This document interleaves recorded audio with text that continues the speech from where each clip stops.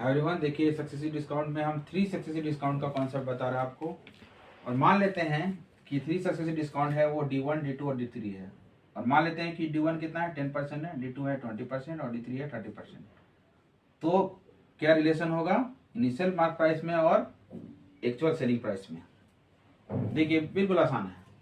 सबसे पहले क्या करेंगे, मान लेते हैं कि इनिशियल मार्क प्राइस उसका ₹100 था। तो देखिए ₹100 था, उस पर फिर कितना परसेंट का डिस्काउंट दे रहा है? 10% का।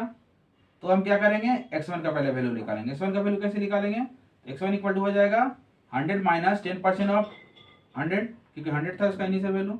इसको जब हम सॉल्व करेंगे तो आ जाएगा ₹90। अब यहाँ तो मेरा कितना आ गया, x1 आ गया मेरा 90 रुपीज। अब देखिए यहाँ 90 आ गया।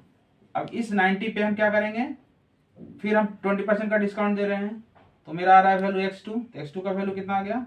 x2 का वैल्यू हो गया 90 माइनस 20% ऑफ 90, घटा देंगे यहाँ पे, तो आ जाएगा वैल्यू मेरा 72।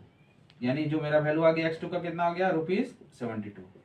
अब देखिए ये 72 आया। अब इस 72 पर फिर 30% का डिस्काउंट दे रहे हैं, तो वो मेरा एक्चुअल सेलिंग प्राइस हुआ।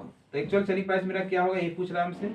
एक्चुअल सेलिंग प्राइस यानी यहाँ पे मान लेते हैं y है, y बराबर कितना हो जाएगा, तो ये जो 72 था वो लिख दिए माइनस 30% ऑफ 72।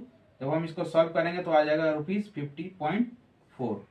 यानी उसको उसका मार्क वैल्यू कितना रखे थे 100, और उसको बेचे कितना में 50.4 में। आफ्टर डिस्काउंट कितना 10%, 20%, 30%।